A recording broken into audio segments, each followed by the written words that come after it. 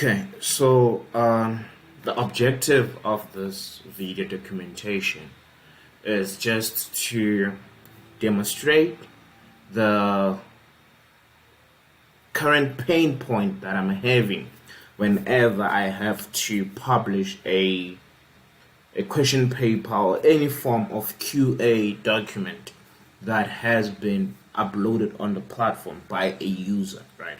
So you'd know that the process is that you go onto the platform. Let me just sign in into the platform, into the web platform, and I'll show you what I'm talking about. But I just want to make this video document to actually show you my internet is so slow. Just look at how long this is taking to load. I want to document the process or the pain point that I'm having right now with the process of publishing a question paper of any sort, right? So I'm just gonna go ahead and show you what I'm talking about, right? You'd recall that the objective with why this exists, the main objective with why this exists, is that I wanted to. So Study Center initially started as an idea back in 2017-18 when there was the Fees Must Fall movement. I was still a student back then, and we were not allowed to go onto campus. So I wanted a way in which you could still, because we were just approaching the exams, if I recall very well. But then I couldn't have that physical ability to physically sit down with some of my friends, Abotabo and people like that, whereby we were going through question papers and saying, so then I was like, okay, let me just then create a platform. It would be better if there was a platform that could allow you to have these discussions centered around a particular question paper for that module, right? But not more so, as I started working on this platform, you would see that each and every discussion we try to, or rather the platform tries to make it possible to have a discussion at a very particular point, right? So instead of just enabling you to say, discuss exam opportunity 3, this question paper as it is, you have the opportunity, or the ability rather, to then say you're going to only focus on the discussion around 1.1a. So that's the whole objective, and that will be one of the main design principles, or the main what I'm trying to say is it's going to be one of the factors that we will follow, or that I will follow whenever I have to design something for this platform. It will have to be a factor that contributes to all the design principles that will be followed. To say that always make sure that you try to make discussions simple, not just simple, but to make sure that the discussion can be had around the smallest unit as possible. Yes, that's the way I wanted to put it. Have discussions at as smallest unit as small as possible, right? I've been talking for too long. Now let me show you the pain point that I was talking about when I started this documentation. I've been rambling on for too long. So as a user of this platform, you have the ability to request for something to be published, right? And once you went ahead and you publish that, I'm sure it's going to be documented in another video. And then from the admin portal, we then are able to see all of those content, right? So as an admin or someone who's responsible for all of that, currently this is how it's done. We can then come here and you see a list of all the requested past papers. In this case, since I chose the past paper, yeah, the internet is so slow, man. Right? Then from there, obviously download the past paper, and then after downloading it, then you have to go through it, right? As you can see, this form is the one form that you use to publish a question paper. So things like title, date on paper, paper type, these are some of the metadata that I believe makes it easier for you to know more about the paper that you're looking at. So this is the title here, This is the date, right, on the paper, and then this is the paper type. So you see we have exam paper as well as test paper. Test paper, these are your semester tests and things like that. And then exam paper, this is your EOs, in the case of course modules. It's your examinations, right? So when you come over here, you then look, when you click on this and you just expand it, you then see that each and every so you see there's question 1.1a, 1.1b, right? And if I was to go ahead and download this paper, you'll actually see what I'm talking about.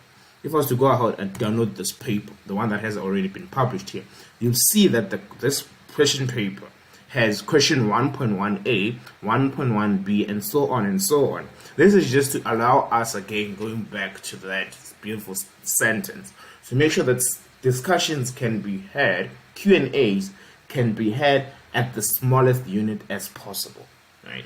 Is this the smallest unit for a question paper? Yes, because that's the question, right? So you can go ahead and discuss whatever you want to discuss around this particular question. Cool. So let's go back to this publishing process again. Now let's put this thing over here.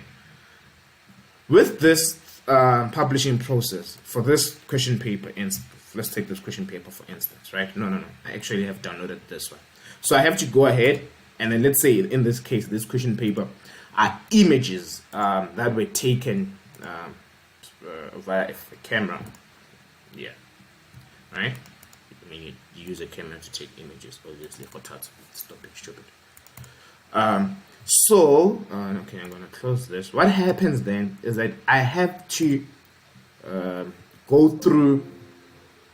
Hey man, I have to go through this question paper. Firstly, you have to check, is the question paper complete, right? So if you come back here again, you will see that it asks, is the paper complete? One of, again, the metadata that we use to ensure that you know as much about a question paper as possible without having to go too much, to spend too much time. So you see this question paper here, semester test 2. If I was to bring this over here, you see it. Then there's a field here that tells you that question paper is not complete. Before you even go ahead and download it, you already know, oh, okay, this question paper is not complete. So that's the type of metadata that I tried to during the design. I was thinking that maybe this is going to be important, right? And then you have another metadata information here to say, is paper a memo? You know that those papers whereby it's a memo on its own, right? So that's another type of metadata information that is going to be useful. I think these are just assumptions. It's going to be useful for the person that's currently going through that question paper, interested in that question paper, right? So you then have to go through the publishing process involves going through this question paper. What is you? This long thing, Leon.